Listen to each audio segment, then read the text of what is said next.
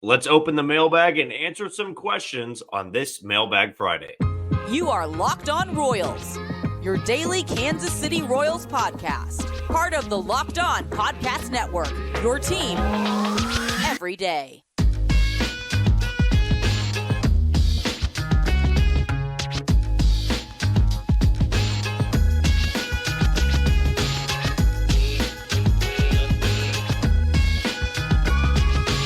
Thank you for tuning in to another edition of Locked On Royals on the Locked On Podcast Network. As always, I'm your host, Jack Johnson, and you can follow me on Twitter or X at JohnnyJ_15. That's at JOHNYJ_15. You also can check us on wherever you get your podcasts. That can be Spotify, Apple Podcast, Amazon Music, Google Podcast, Odyssey. We're also on YouTube. Just be sure to hit that follow button and subscribe. If you're a first-time listener, of course, welcome in. We love new listeners here on the Locked On Royals channel. And if you want to know a little bit more about me, I work here in Kansas City at Sports Radio 810 WHB. Got a show once a week over there. And then also I do some producing, so stay pretty busy, or I do try and stay pretty busy in the sports world, as well as being with this podcast, which you know is 30 straight minutes of Royals baseball. So if you want my thoughts on things that may not pertain to baseball, you can find me over there on 810 WHB. But when you want to hear about baseball, when you want to hear about the Royals, you can come right here to the Locked On Royals channel, which usually in normal weeks, I know the last 2 weeks have not been up to par. I do apologize for that. I've been getting comments on YouTube that there's been some cut-ins and cutouts. I apologize for that. I am dealing with some very severe connection problems this week. Now, if it's been more consistent, before this, I know in the past I've dealt with connection problems, and I have thought a little bit about upgrading my Wi-Fi. So if this episode has some trouble and it cuts in and out and you can't really hear my audio as well, let me know in the YouTube comments. I believe it was Chris that brought it to my attention. Again, I sincerely apologize for that. One thing I take pride in is giving you good content, not just, 50% content or, just kind of half-assing it out there. I don't want to do that to those of you that tune into this podcast, and as well as trying to get you guys 5 episodes a week. I know it's been very inconsistent this week. Episodes have been coming out a little bit later. I've just been trying my best to work with the connection problems. There's been a lot of times I've gotten through a 20-minute episode, Wi-Fi down or kicks out on me or kills everything, and then I got to go back and redo some stuff. So then the audio jumps a little bit. It can be a little bit wonky. So I do apologize for that. If it continues to happen in the next week, I am going to then upgrade the Wi-Fi. And hopefully at that point, we'll be running high-speed internet here and won't be having any of those issues. And the audio won't be having any trouble. I'm trying to troubleshoot this and fix this as best I can. So again, I really do hope that it is good moving forward. And we're not going to have to worry about it too much. I don't want to pay extra on Wi-Fi, but we'll see where we're at. All right. Before we get into our Mailbag Friday, I want to give a shout out to some of the title sponsors today, one of them being FanDuel, one of them being Amazon Fire TV, and one of them being Robinhood, who we're very excited to talk about coming up at about 10 to 15 minutes or so. So I'm going to save that here after our first break. But before all that, before we get to our first break, I know I keep saying before, let's answer some questions from our mailbag. I think we got about 12 or 13 that were sent my way earlier today. Meant to do it last night, but again, as you know, it's been chaotic. It's been hectic, very frustrating this week in trying to go after all of these, typical podcasting dates, trying to keep up with everything and stay up to speed with everything. But clearly the internet is not trying to stay up to speed with me. Question number 1 we got here comes from Chris. He asked, odds that either Garrett Hampson or Adam Frazier do not break camp for the regular season in favor of Drew Waters, Nick Lawton, or Nick Pratto. I think that it is a slim chance both those guys do not break camp with the Royals because they have major league deals. That doesn't always mean everything, but they went out and got them for a reason. They went out there and signed both those guys for their ability to be versatile, for their ability to be flexible, and they're not going to play every single day. And you think about which players are going to get the best out of playing every single day in Omaha or playing every single day in AA Northwest Arkansas. Lofton and Pratto and Waters, it's not going to do them any good to sit the bench for the first couple parts of the season. For Frazier and Hampson, they were brought in to kind of just be those bench guys, those utility guys. If they need to play once or twice a week, they'll be there. But for the most part, they're not going to be playing ahead of Michael Massey. They're not going to be playing ahead of Michael Garcia or Kyle Isbell or MJ Melendez. They may be able to slide in every once in a while, but no, I think that the Royals want them on the roster. They're going to be on the bench to start the season, and then they'll go forward. They'll go forward from there. I think that Nick Lofton and Nick Pratto and Drew Waters will be in Kansas City at some point. Maybe Pratto breaks camp with the team. He's been that good in spring training so far. But for right now, it makes the most sense to get them every day at bats. And if they can't get him in Kansas City, makes more sense to do it down in Omaha. Jeremy asks, is there any chance they could be waiting until after the stadium vote to make a move for Trevor Bauer, or is it pretty much known throughout the league that he is poison? I mean, we've covered this a couple of times. I know we have some Trevor Bauer questions today. A lot of people still want to know why he's not being signed. I don't have the inside information on that, but I think the proof is in the pudding a little bit here. That he wants to play on a minor league deal. He showcased, he looked good in the showcase. I think he went 4 scoreless and facing some Dodgers minor league hitters. So he's doing on the mound what he needs to do in a showcase, but I just don't see it happening at this point. Not for the Royals for sure. I'm not sold that anybody in the big leagues is going to go out there and give Trevor Bauer even a league minimum deal, which he said he'd play on. At this point, they either consider him too far removed from the game, as you said, kind of a poison in the clubhouse or tough to work with. Not everybody believes that, but clearly with nobody budging on that, a lot of teams do believe that he's not good for their clubhouse. So for the Royals, no, they're not waiting till after the vote or anything like that. I really just don't think they're that interested. Next question comes from Kevin B. Have we heard any more about the Royals broadcast on Amazon Prime? Is there a fee above the Prime membership? If so, how much? One of those I can give you an answer to. The other two, unfortunately, I just do not have the best knowledge right now on it. They have been kind of radio silent on when Amazon Prime will take over. The fingers are crossed for the regular season, for the beginning part of the season, for opening day. I just don't know much more other than that. I do know that the plan is it for to be an additional fee on top of the Amazon Prime membership, which I believe I pay about $15. So I think it'll be some package deal where you can get the Royals and maybe an NBA team that's closest to your region where you're not blacked out, or get the Royals and the Cubs or Royals and the Cardinals. It'll probably be a bundle deal, maybe not just Royals baseball.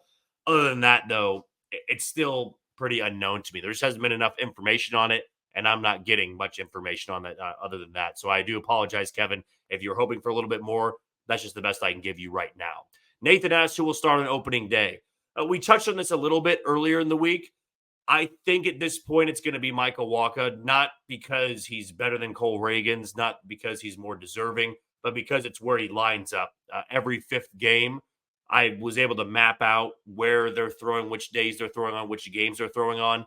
And Michael Wacha's thrown every 5th game, which lines him up to start on opening day against the Minnesota Twins a little under 2 weeks from now. So that's my vote right now. Not my favorite vote, but it's the logical vote for me. I wanted it to be Cole Reagans, but unfortunately, I do not see it being Reagans at this point because he's lined up to be in either game 2 or game 3 of that series. So I do think it's going to be Wacha. Not what a lot of fans wanted to hear. They could always change it up, but the way it's lining up right now, I think Michael Wacha will be the opening day starter. SPP asks, what does Kyle Wright look like in 2025? Fun question. I'm excited to see what he would look like going into spring training next year. Hopefully he can have a full season of rehab, no setbacks. It's not like he was somebody that had a high velocity fastball, had a big time power arm where you have a shoulder problem or an elbow problem, and then that sets you back from 95, 96 to 92, 93, or 90, 91. He never really threw hard to begin with, so I don't think it's going to be that much of an arm buildup or a shoulder buildup to gain back the velocity that he had. But if he has no setbacks, I think it'll be an intriguing option going into spring training. Maybe not one right off the bat that fights for a rotation spot, but I think there's a bullpen spot to be had depending on what the Royals bullpen looks like at that point, how many guys stay from this year and looks to next year. But I like what he has to offer there. I mean, that's a 20-game winner at the big league level, and it was only 2 years ago. I know he'll be a little bit more removed from that next year, but it's exciting to see. It's a no-risk situation for the Royals, and as long as Kyle Wright's healthy, he's absolutely going to get his chance there. We'll answer one more question here before taking our first break. This one comes from Quad Cities River Hackett. What would you change to MLB spring training to make it better for the players and fans? Doesn't have to be the same answer. I think you can collectively put this together. I think they all need to be televised.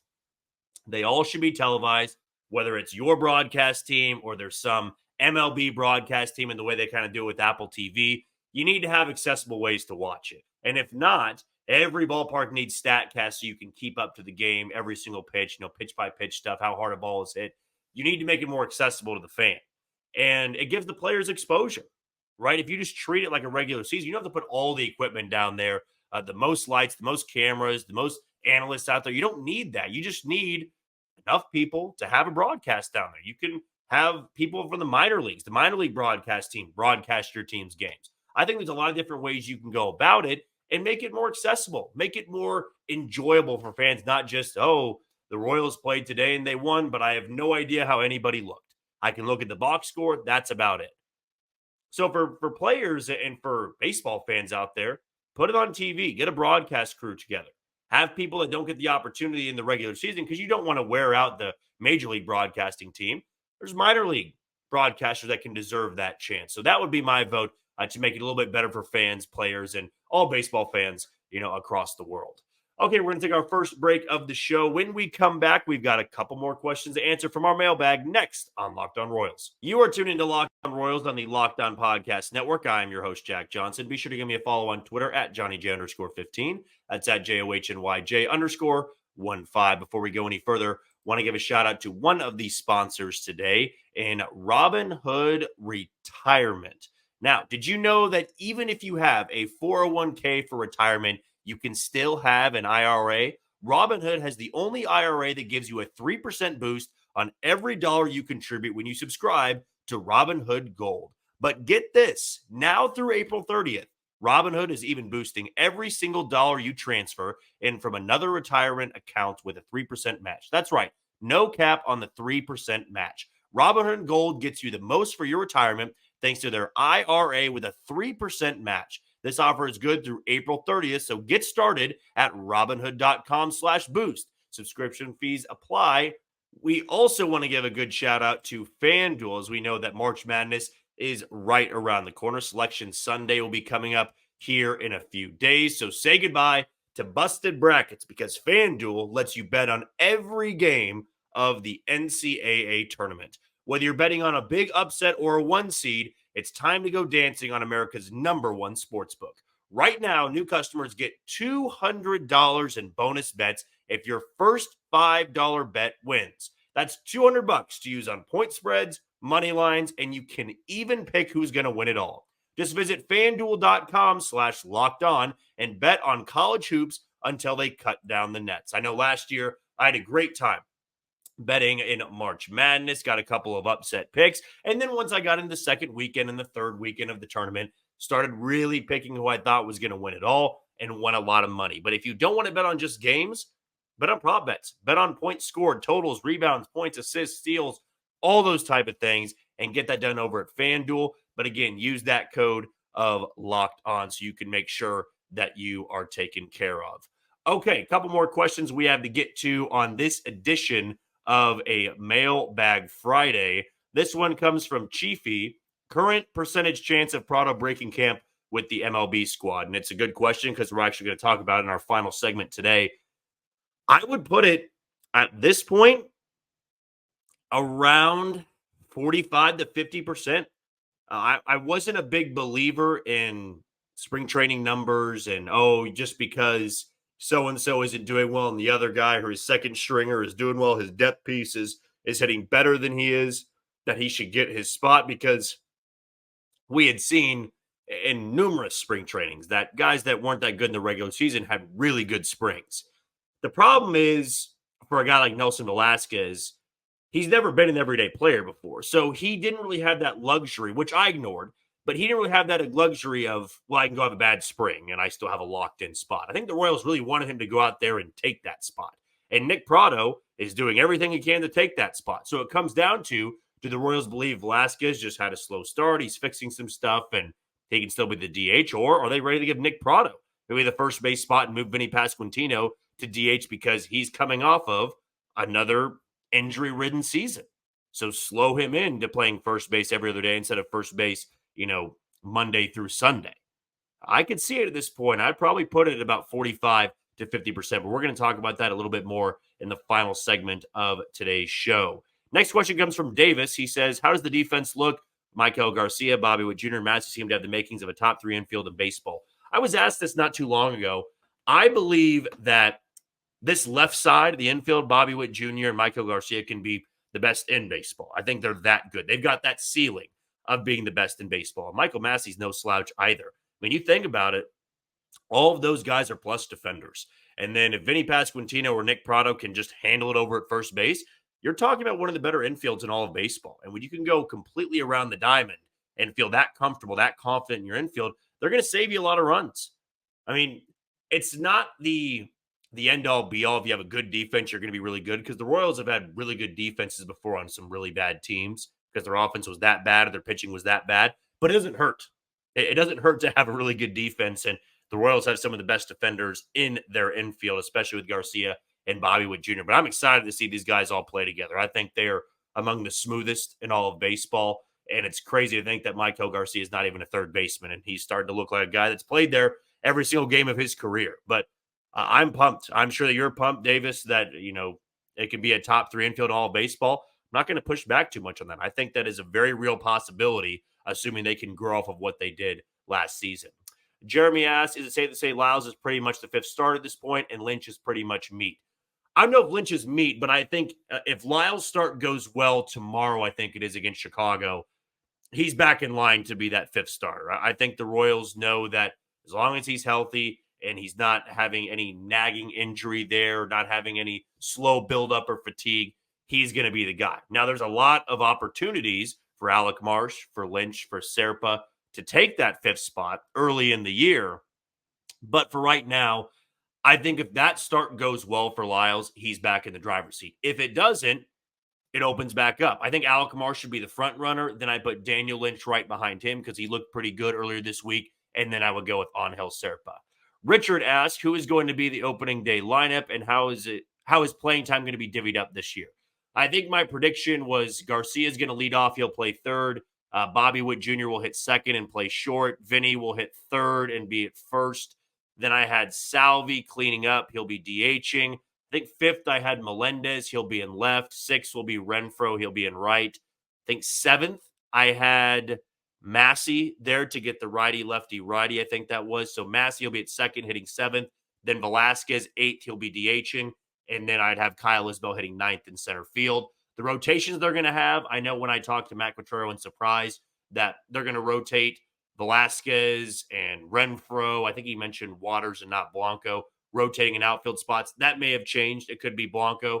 I don't think there's going to be set guys every single night. I think that Adam Frazier and Garrett Hampson are going to be in there for some matchups on certain nights because Matt Quatrero is a matchup type of manager. He wants to get the best possible guys out there or the most favorable advantages against a certain pitcher. And that usually is found out later on in the year. To begin the year, you're going to see pretty much the same lineup every single night until they can really definitively show who's got the advantages and where they have those advantages. But good question there coming from Richard. Patrick asks, any chance this team adds at the deadline? And if so, what do they have to offer? Certainly possible. I think I talked about this a couple weeks back with looking way ahead to the deadline. If they do add, I imagine it'd be a bullpen guy because you don't have to give up too much for that. And it would come down to how are their prospects looking? Are their prospects really performing well and slowly making their way up the ranks where that could be intriguing to another team? You never know. But I do think if they are to make a deadline move, it would be for bullpen help. Also tough to tell, though, because that's months down the road, and I haven't been able to identify what the weakness is or the strength is for the Royals in 2024. But that will be better identified, after the first 60, 70, 80 games of the regular season. This one comes from Joe. What player are you most interested in watching in the spring breakout game? Got to be some of the top guys and my favorites. I mean, Javier Vaz is my favorite prospect in the Royals system next to Blake Walters. Blake Mitchell is a guy that I do want to get a little bit more vision on. I could say more eyes on. He did get a chance to play in the spring training game earlier today, in which the Royals lost to Cleveland 6-1. Gavin Cross would be another guy. He had a tick-borne illness, I think it was, the Rocky Mountain spotted fever, and that forced him to lose weight, or didn't force him, it just had him lose weight because it was such a bad, disease he basically got there. But he's built back up. He's somebody I'm excited for. So those are maybe some top 3 names that I would be intrigued by going into that spring breakout game. A good question. That'll be on Sunday. I believe the Royals will take on the Brewers prospects on that game. And the Royals will also be televised on Sunday night against the Milwaukee Brewers as well. Cole Reagans will be on the bump. Bob asks, is it worth a shot to give Trevor Bauer a contract? Again, I knew we had multiple Trevor Bauer questions. At this point, I would say no. I don't think there's a need to. I think the Royals feel good about where their pitching staff is at and which guys will be available for the 5th spot. That may disappoint some people. That may sit right with people. That's just where I'm at. I don't see him getting a deal at this point with any big league ball club. And lastly, Matt asks, in the incredibly small odds, because Picola just can't let go of all those general manager Dayton Moore traits, it seems that Lyles actually does get traded, or at least who gets that final rotation spot. My vote is Marsh, as he seems to have finally gotten his walk rate under control. If they are to cut Lyles, if they are to trade Lyles, which that seems a little bit unlikely, I would say Marsh has the best chance unless Daniel Lynch emerges. Those feel like the top 2 options right now. I like Serpa a lot. I just don't know if Serpa's a long-term starter, and I don't really feel like there's a need to try that out. He can be a spot start guy or an opener. But to me, if Lyles is released, if he is traded, which could happen in the regular season, if Lyles doesn't pitch well to begin the year, they may just eat the money. And then you are turning to either Marsh or Lynch. If Marsh is killing it out of the bullpen, they may give Daniel Lynch that spot. That's another thing to factor in there. But those 2 feel the most likely to me at this point. But good question there from Matt. And that'll conclude all of our questions on this edition of a Mailbag Friday. Really appreciate your guys' patience. I know it's been kind of wonky this week. Hopefully, I know as I'm recording this, I don't know if I'm cutting in and out. I apologize if I've been dealing with that.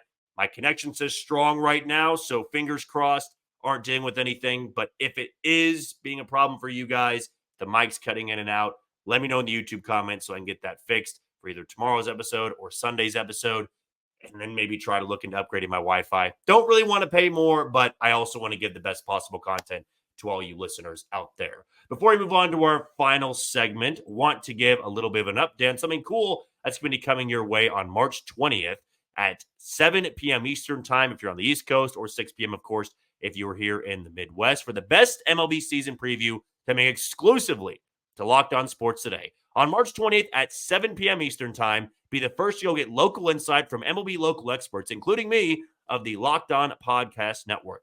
Find out on March 20th at 7 p.m. Eastern time on the Locked On Sports Today 24/7 streaming channel on YouTube, or the free Amazon Fire TV channels app. In our final segment, I'm going to dive into Nick Pratto a little bit more.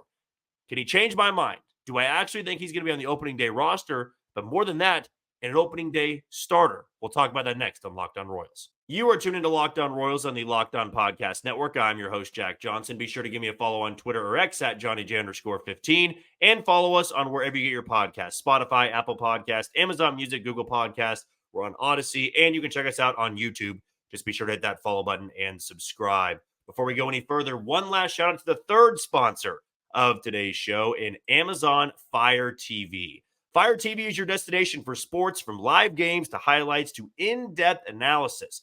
Fire TV offers amazing viewing experiences with smart TVs, as well as the Fire TV stick that you can plug into your existing TV that provides access to millions of movies and TV episodes, as well as free and live TV. Whether it's opening weekend for baseball or the college basketball tournament, you're going to want to have Fire TV. It's very easy to use. Sports games, TV shows, movies, they've got you all covered. So go and get hooked up today on Amazon Fire TV.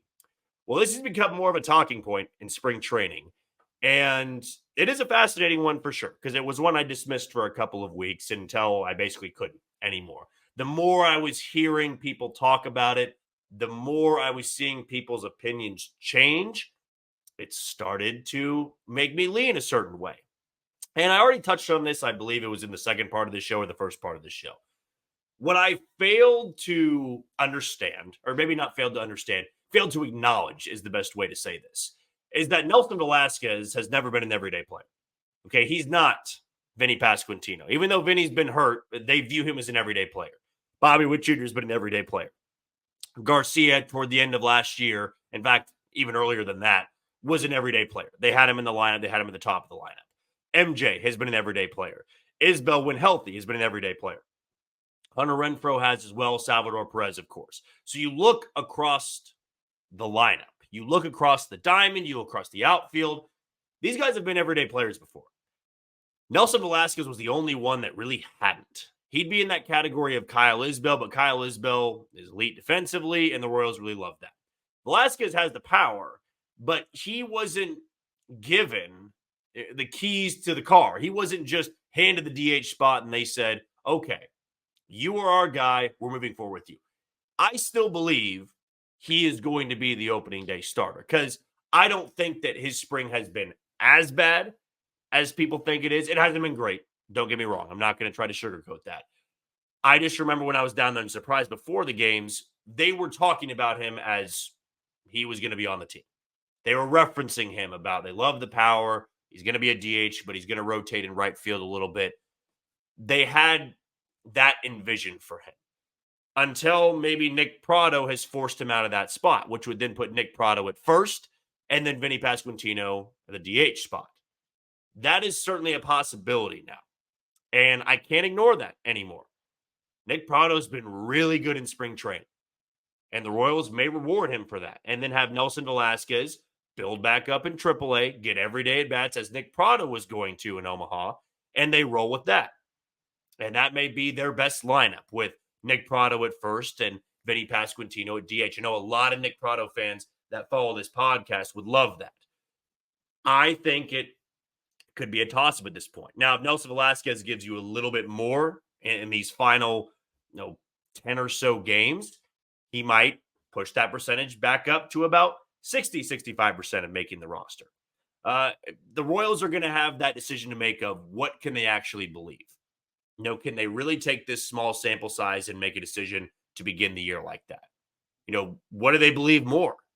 That Nick Pratto is really hitting this well, or is Nelson Velasquez just in a slump? Which side do they believe? Or are they going to be negative on Nick Pratto and say, well, that's good, but he also struck out 40% of the time last year?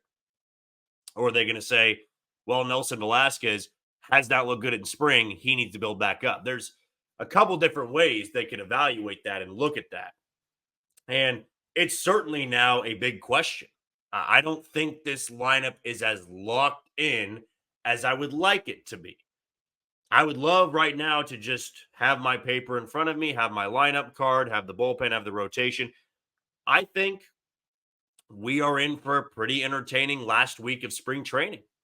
Next week will be the last full week. The Royals will play, I think, Monday, Tuesday, I think all the way through Sunday. They'll be televised 4 times beginning on Sunday as well. So Sunday night, Cole Reagan throws against Milwaukee. They'll also have the spring breakout game. They'll be televised then and then 3 more times throughout next week, including the Cactus League finale against Texas on Sunday. Then they've got that exhibition game against Northwest Arkansas, and then it's opening day that next week. I think it's going to be a very interesting final week of spring training because I think they're going to go out there and give a lot of these at-bats to guys that are trying to earn spots. And Nick Pratto, clearly, is still seen as a possible candidate. I feel like Nick Pratto can be more of a consistent bat. I really do. I think we saw last year before he really got hurt. Mesa's a 340 OBP guy. He's not much of a power hitter. He's more of a singles hitter and doesn't hit the ball incredibly hard. He can get there, though. I think that, a part of his game was trying to just get on base. Might have been too passive at the plate, but there's certainly a hitter in there. I think Velasquez is more boom, but has more bust to it. I think if Nelson Velasquez starts hot in April, you're looking at the power you saw last year. If it doesn't go well, you're looking at a guy that strikes out maybe as much as Pratto and doesn't play that good of defense in the outfield. So it's an intriguing option at this point, the DH spot I'm speaking of. I am very fascinated to see how the Royals are going to dictate this, how they're going to break this down, and who they're going to roll with on opening day. It does not mean who they pick is going to be there all season long, and it doesn't mean that, that couldn't change a couple weeks down the road. You never really know. Nick Pratto last year was in Kansas City, I think the second series of the year. He quickly had to come up there. And it was because somebody got hurt, I believe. I think somebody did get hurt, if I'm not mistaken, and he was up for that Toronto series like immediately. So opening day rosters are important, but they're not locked in, as everybody knows at this point. So we'll see. I can definitely say now, I think it's about 50-50. It can be a toss-up, whereas last week, 2 weeks ago, I was like 80-20. It's going to be Velasquez. But Nick Pratto is doing one hell of a job to try and make this roster. Okay, that's going to do it for today's edition of Locked On Royals on the Locked On Podcast Network. Hopefully, no connection problems happen. If they did, I apologize. Going to continue to keep working on this thing. It has been one tough week in trying to get the best possible connection for this podcast, but hopefully the majority of this was not too shabby. We're still going to have an episode tomorrow and Sunday to make up for all the problems throughout the week. Want to make sure we get 5 episodes in this week. And then crossing our fingers, assuming no more connection issues, will be Monday, Tuesday, Wednesday, Thursday, Friday of next week. I want to get all this ironed out before the regular season because all of us need some form of spring training, right? But before we say goodbye, again, one last reminder for that MLB preview, MLB divisional preview that'll be coming out on March 20th, 6 p.m. Central Time on the Locked On Sports Today channel. Again, it's 24/7, and you can find that on the free Amazon Fire TV channels app. Again, March 20th at 6 p.m., 7 p.m. Eastern. Of course, if you're on the East Coast and if you're in Mountain Time or West Coast Time or watching this and you're a Royals fan, you can figure that out. But just remember the date of March 20th, which will be, is that next Wednesday? I think it is. I think that'll be next Wednesday. But I'll be sure to promote that throughout the next couple of episodes. But until tomorrow, you take it easy, Kansas City.